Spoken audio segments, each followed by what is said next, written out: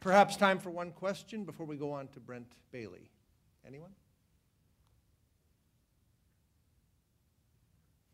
Alan.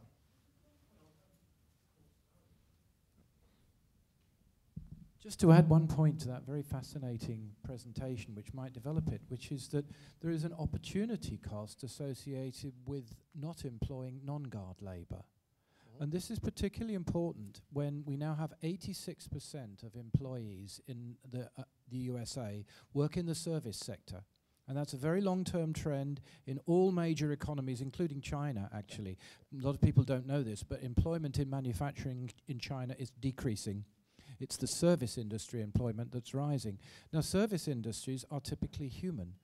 And as I argued yesterday, more and more creative humans. So the humans are the indispensable element to all the fast-growing value-added sectors. That it's the crucial ingredient. So by reducing labour to the minimum possible and by focusing on guard labour, instead of investing in the autonomy and development of the workforce, you're actually throwing away the resource that you require in order to initiate economic growth. So it's not at all, I think it dovetails very well with what you're saying. You could add the opportunity cost, which any economist would tell you is something you mustn't do. Yes, that's quite right. In fact, if you look at the United States itself, about a quarter of the jobs, at least that's what Samuel Bowles has come up with, a quarter of the jobs can be categorized into guard labor. So that is definitely an issue that we do face. Okay, thank you very much. I decided to go low-tech in my presentation today, so I hope my story is engaging enough. So I apologize, I have no slides for you to stare at. You're going to have to do it with my face. Again, thanks for inviting me down today. I appreciate this opportunity.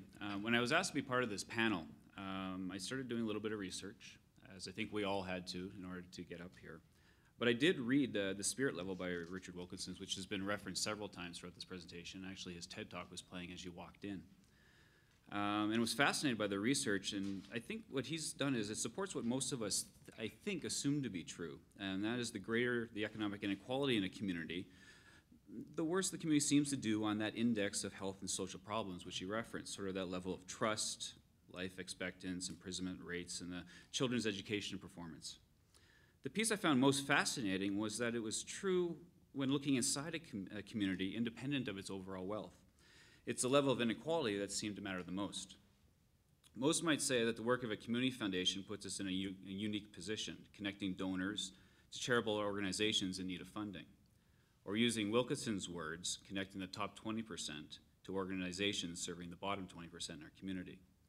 While some may question that characterization, and it is a bit of an oversimplification, the reality is that of the $21 million of funding that the foundation put back into the community in 2010, 23% of it was in support of community service organizations, providing supports to the groups that identify with or at the lower end of the economic spectrum.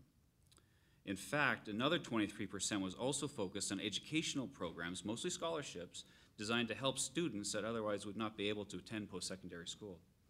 I'll discuss a few of these programs in a moment, but I first want to tell you a little bit about where the foundation came from. The foundation actually was founded by a man by the name of William Forbes Alloway. He originally arrived in Winnipeg as a young man with nothing on his shirt, nothing but the shirt on his back as part of the Wolseley expedition back in the late 1800s. During that time that followed, Alloway had many different businesses and became very successful, though he never forgot his humble beginnings. He recognized that he was very fortunate in business and that it was important to give back to help the community that he'd gotten so much from. He was an early and strong supporter of the federally aided budget, which was sort of a precursor to United Way. And in 1921, he made the first gift to create the Winnipeg Foundation. His goal was to create an organization that would always be able to support the entire community, but most especially those who required the most assistance.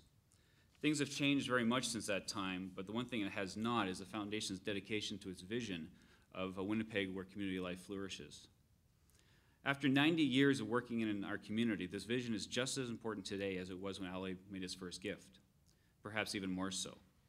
While our capacity to support organizations has grown significantly since 1921, we have found that the need has far outpaced our ability to help and shows no signs of slowing down. The need is growing.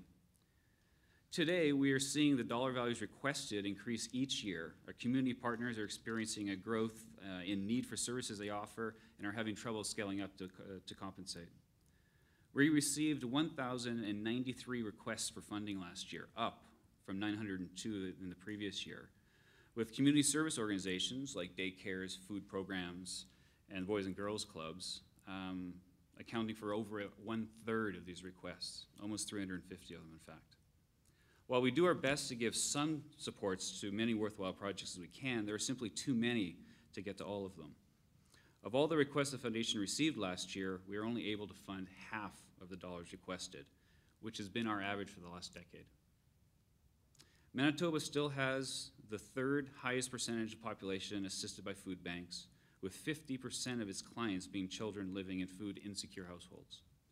Violent crime is on the rise, and programs designed to provide youth with other options than gangs are stretched to the limit. However, there are some positive things that are happening in our community as well. One of the measures that Wilkinson used and is highlighted in his research is the idea of children's educational performance. The Foundation has long believed that education is a ticket out of poverty.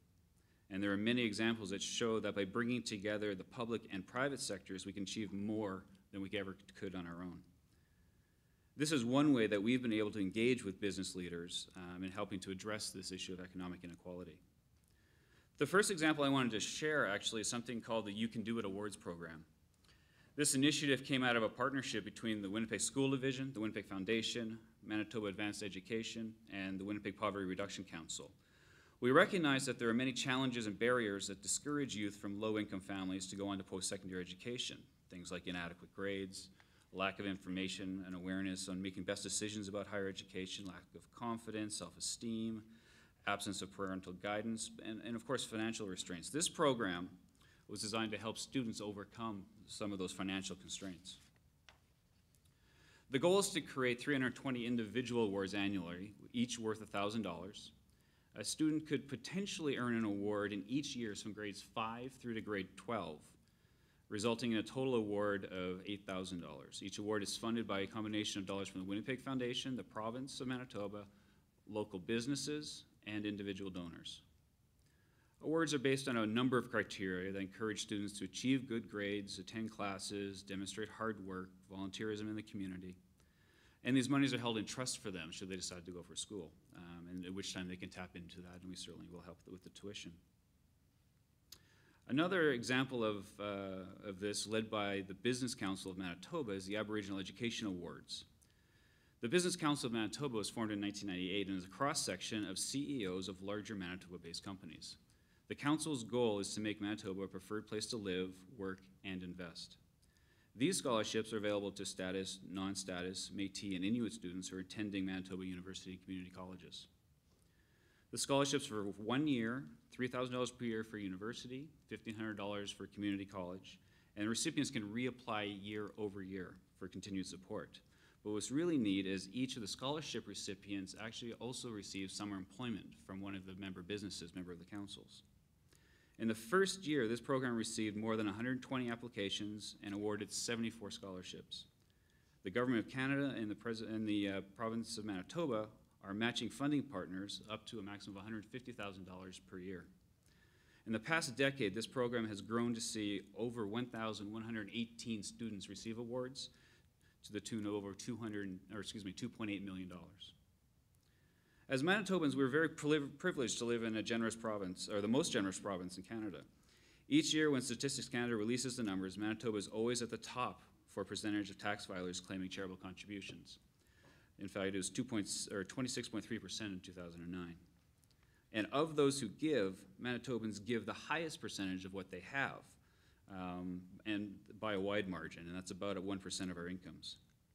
Much of the reading I've done concerning the issue of economic inequality calls for business to look at whether existing models of compensation are contributing to this inequality, suggesting businesses find new ways to reward performance without increasing pay disparities.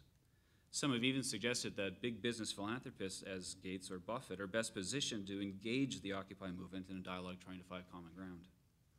While I support these approaches, I might suggest another. Our CEO, Richard Frost, posted a blog earlier this week that highlighted these giving statistics along with a challenge. There are many great provinces in our community that cannot happen because the need far exceeds our capacity to grant. Yes, Manitobans lead the nation in giving, but there's an opportunity to do better, an opportunity for those in that top 20% to support organizations working hard to narrow that economic gap. If Manitoba grows its giving leadership by 0.5% annually, that would result in more than $200 million being added to the amount donated in a given year. Can you imagine if Canada followed that same trend? A similar increase of 0.5% nationally would see more than $5 billion added to resources made available to these organizations. There are many things that business can do, and I'm sure we've heard some today, and I'm sure we'll hear more before this panel is done. There's no one solution, but I have given you some examples of what business is doing today to affect change in our community. Working together with business, engaging the community, there's no limit to what we can accomplish. Thank you very much.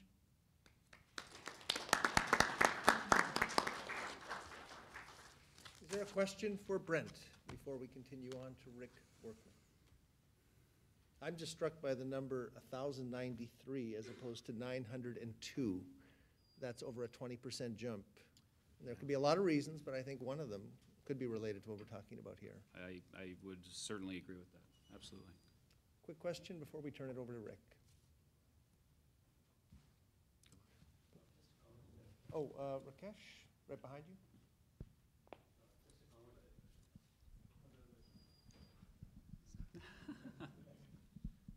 Just a comment, I heard that Winnipeg Foundation has also introduced another program for helping children who are undernourished and for food, etc. I think that's a very innovative program. It has a strong appeal, at least as far as I'm concerned. Of course, other organizations have an appeal in terms of getting my money for charity, but that kind of program really tugs into my heart. So I think we need to come up with innovative programs that really deal with inequality and who are the people who are suffering from inequality. I appreciate you bringing that up. It was tough to pick a few examples of what to highlight today, but what you're referring to is our Nourishing Potential program that is focused on enhancing the existing food services programs in existing institute schools and community clubs. We did a research project actually in conjunction with the university, actually in conjunction with the Asper School to be specific, looking at the issue of food deserts in the inner city, and found that food deserts in fact do exist. And what I mean by food desert is not only having the lack of food available, but the quality of food that is available not being of certain nutrition standards. So focusing on nutritional training, providing food to students, ranging right from, as I mentioned, grade 5, but really right up to the age of 25. But also not just providing the food, but educating them on how to prepare their own food going forward. And I mean, we could talk about the examples of that all day, but happy to take that offline if you want more information. Thank you.